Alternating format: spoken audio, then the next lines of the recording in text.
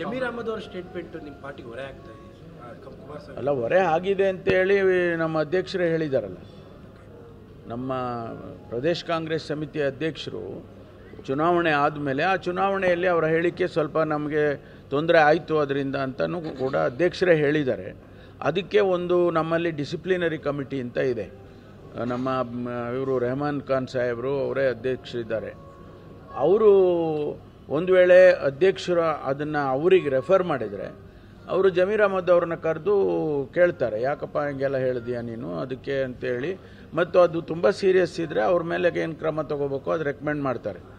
National ಲೆವೆಲ್ನಲ್ಲಿ AICCನಲ್ಲಿ AK Antony ಅವರು ಅಧ್ಯಕ್ಷರಿದ್ದರು, ನಾನು ಅದರಲ್ಲಿ ಸದಸ್ಯ ಇದ್ದೆ. ನಾವು MLAಗಳಿರಲಿ, ಮಿನಿಸ್ಟ್ರುಗಳಿರಲಿ ಅಥವಾ AICC ಫಂಕ್ಷನರೀಸ್ ಇರಲಿ, ಅವರಿಗೆ ನೋಟಿಸ್ ಕೊಟ್ಟು ಕರೆಸ್ತಾ ಇದ್ದೋ. ಅವ್ರು ಎಷ್ಟೇ ದೊಡ್ಡವರಿದ್ದರೂ ಕೂಡ ನಾವು ಕರೆಸ್ತಿದ್ದೋ. ಚೀಫ್ ಮಿನಿಸ್ಟರ್ನೆಲ್ಲ ಕರೆಸಿದ್ದೀವಿ. ಕರೆಸಿ ಅವ್ರ ಮೇಲೆ ತನಿಖೆ ಮಾಡಿ ಅವ್ರ ಮೇಲೆ ಕ್ರಮಕ್ಕೆ ಸಸ್ಪೆಂಡ್ ಮಾಡೋದಿರ್ಬೋದು ಅಥವಾ ಅವ್ರ ಮೇಲೆ ಇಂಥ ಕ್ರಮ ತಗೊಳ್ಳಿ ಅಂತ ಹೇಳಿ ಮಾಡ್ತಿದ್ದೋ. ಅದೇ ರೀತಿ ರೆಹಮಾನ್ ಖಾನ್ ರವರು ಮಾಡ್ಬೋದು.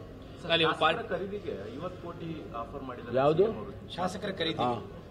ಈಗ ಕೆಲವು ಶಾಸಕರು ಹೇಳ್ತಾ ಇದ್ದಾರೆ 50 ಕೋಟಿ ಅಲ್ಲ 100 ಕೋಟಿ ಅನ್ನುವಂಥದ್ದು.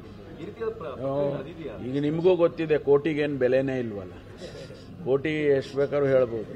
ಆದರೆ ಅಂಥದ್ದೊಂದು ಪ್ರಯತ್ನ ನಡೀತಾ ಇದೆ ಅನ್ನೋದು ಎಲ್ಲರಿಗೂ ಗೊತ್ತಿರೋದೆ. ಭಾರತೀಯ Janata party is known for it. Still running. ಅವರು ಆಪರೇಷನ್ ಕಮಲ ಮಾಡೋದ್ರಲ್ಲಿ ಎಕ್ಸ್ಪರ್ಟ್ಸ್ ಇದ್ದಾರೆ. ಈಗ ಏನು ಒಂದು ರಾಜ್ಯದಲ್ಲಿ ಆಕಸ್ಮಿಕವಾಗಿ ಮಾಡಿದ್ದಾರೆ ಅಂತ ಹೇಳೋಕ್ಕಾಗಲ್ಲ. ಮಹಾರಾಷ್ಟ್ರದಲ್ಲಿ 42 ಜನನ ಕರ್ಕೊಂಡೋದ್ರು, ನಮ್ಮ ರಾಜ್ಯದಲ್ಲಿ 17 ಜನನ ಕರ್ಕೊಂಡೋದ್ರು, ಗೋವಾದಲ್ಲಿ ಮಾಡಿದರು, ಆಮೇಲೆ ಮಧ್ಯಪ್ರದೇಶದಲ್ಲಿ ಮಾಡಿದರು. ಈ ರೀತಿ ಅವರು ಎಲ್ಲ ಅದೊಂದು ಎಕ್ಸ್ಪರ್ಟೀಸ್ ಆಗಿಬಿಟ್ಟಿದೆ ಅವರಿಗೆ. ಅದಕ್ಕೆ ಇಲ್ಲಿ ಆ ಥರದ್ದು ಮಾತುಗಳು ಆಡ್ತಾ ಇದ್ದಾರೆ.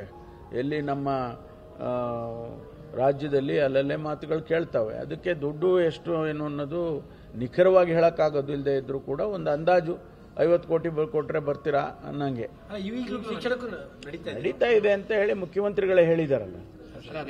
ಮುಖ್ಯಮಂತ್ರಿಗಳು ಹೇಳುವಾಗ ಸುಮ್ಮನೆ ಹೇಳ್ತಾರಾ?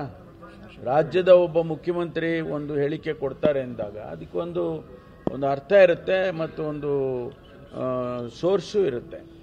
SIT ಮಾಡಿ ತನಿಖೆ ಮಾಡಲಿ ಅಂತ ಸರ್ ಕುಮಾರಸ್ವಾಮಿ ಈ ವಿಚಾರವಾಗಿ. ಅದು ಅಗತ್ಯ ಬಿದ್ದರೆ ಮಾಡೋಣ. ಅಲ್ಲಲ್ಲ, ತನಿಖೆ ಅನ್ನೋದೇನು ಹುಡುಗಾಟಿಕೆ ಅಲ್ಲ.